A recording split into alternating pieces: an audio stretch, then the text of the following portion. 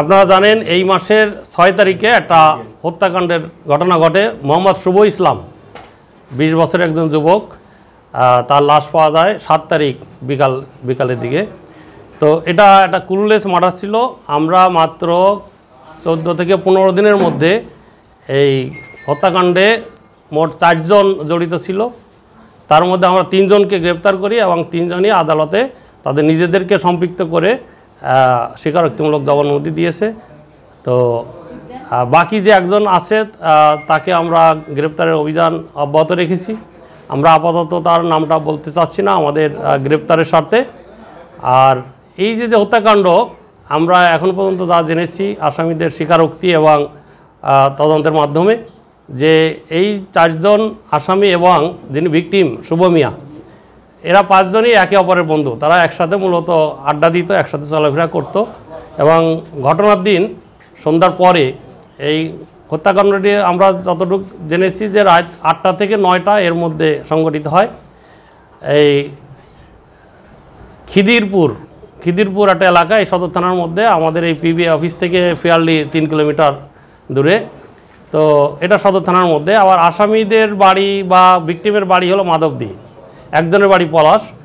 তো এরা এই সন্ধ্যার দিকে ওখানে আড্ডা দিচ্ছিল এবং আমাদের যে ভিকটিম যিনি শুভ মিয়া, সেও তাদের সাথে যোগাযোগ করে ওখানে ওই আড্ডায় একসাথে থাকে। ওরা মূলত এই আড্ডার পরবর্তীতে ওরা মাদক সেবন করে এবং মাদক সেবনের ভিতর দিয়ে মাদক সংক্রান্ত মাদক সংগ্রহ সংক্রান্ত একটা বিষয় নিয়ে এই শুভর সাথে এই হাবিব, যে আসামি 3 জনের মধ্যে একজন হাবিব, তার সাথে কথা কাটাকাটি হয়। একসময় তাদের মধ্যে হাতাহাতি, পরবর্তীতে এই শুভকে ওরা কিলঘুষি মারে এবং পাশে একটা রশি, ওই গরু বাঁধা যে রশি থাকে পরিত্যক্ত, ওটা পেয়ে ওরা এই রশিটা প্যাঁচ দিয়ে আপনার যখন টানাটানি করছে তখন কিন্তু মারা গেছে।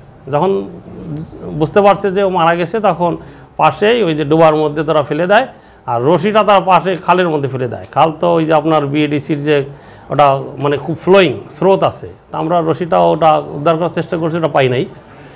তো যাই হোক, এই যে হত্যাকাণ্ড এর পরে এটা ক্লুলেস ছিল, কেউ জানে না যে কোথায় গেছে এই শুভ ইসলাম, কার সাথে গেছে।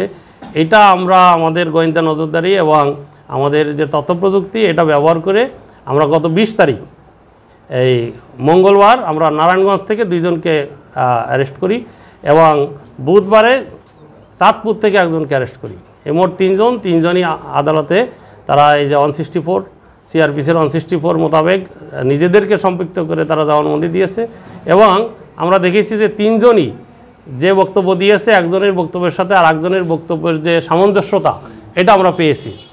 তো এই মামলাটা ইনশাল্লাহ খুব দ্রুত আমরা পুলিশ রিপোর্ট দিতে পারবো। একজন আসামি আমাদের এখনও গ্রেপ্তার করতে বাকি, তার পূর্ণ সংশ্লিষ্টতা আমরা পেয়েছি। আমরা আপাতত সে আসামির নাম ঠিকানা আমরা তাকে গ্রেপ্তারের স্বার্থে বলছি না।